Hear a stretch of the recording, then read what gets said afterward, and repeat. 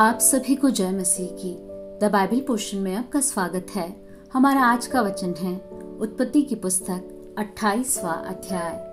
तब इसहाक ने याकूब को बुलाकर आशीर्वाद दिया और आज्ञा दी, तू किसी कनानी लड़की से विवाह न कर लेना।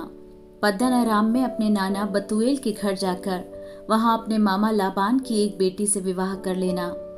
सर्वशक्तिमान ईश्वर तुझे आशीष दे और फलवंत करके बढ़ाए, और तू राज्य की मंडली का मूल हो।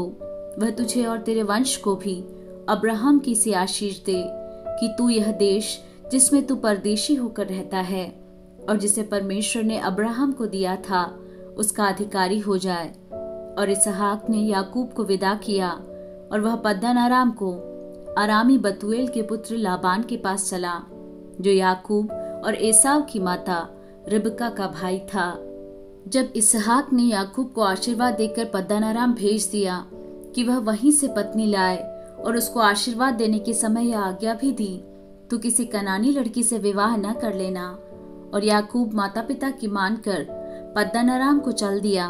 तब एसाव यह सब देख के और यह भी सोचकर कि कनानी लड़कियां मेरे पिता इसहाक को बुरी लगती है, अब्राहम के पुत्र इश्माएल के पास गया और इश्माएल की बेटी महलत को, जो नबायोत की बहन थी, ब्याह कर अपनी पत्नियों में मिला लिया।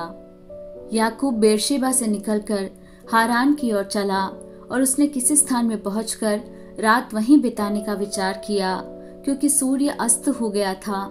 इसलिए उसने उस स्थान के पत्थरों में से एक पत्थर ले अपना तकिया बनाकर रखा और उसी स्थान में सो गया।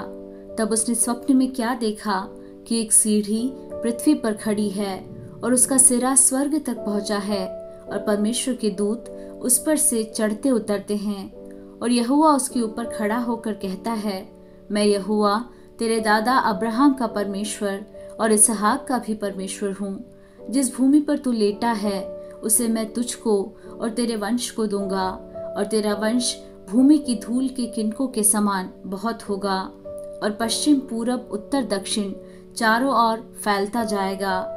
और तेरे वंश के द्वारा पृथ्वी के सारे कुल आशीष पाएंगे। और सुन, मैं तेरे संग रहूंगा, और जहां कहीं तू जाए वहां तेरी रक्षा करूंगा, और तुझे इस देश में लौटा ले आऊंगा। मैं अपने कहे हुए को जब तक पूरा न कर लूं तब तक तुझको न छोड़ूंगा। तब याकूब जाग उठा और कहने लगा, निश्चय इस स्थान में यहोवा है, और मैं इस बात को न जानता था। और भय खाकर उसने कहा, यह स्थान क्या ही भयानक है।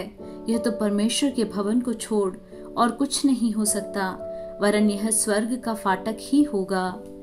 भोर को याकूब उठा और अपने तकिए का पत्थर लेकर उसका खंबा खड़ा किया और उसके सिरे पर तेल डाल दिया। उसने उस स्थान का नाम बेतेल रखा, पर उस नगर का नाम पहले लूज था। तब याकूब ने यह मन्नत मानी, यदि परमेश्वर मेरे संग रहकर इस यात्रा में मेरी रक्षा करे और मुझे खाने के लिए रोटी और पहनने के लिए कपड़ा दे, और मैं अपने पिता के घर में कुशल क्षेम से लौट आऊं, तो यहोवा मेरा परमेश्वर ठहरेगा, और यह पत्थर जिसका मैंने खंबा खड़ा किया है परमेश्वर का भवन ठहरेगा। और जो कुछ तू मुझे दे उसका दशमांश मैं अवश्य ही तुझे दिया करूंगा।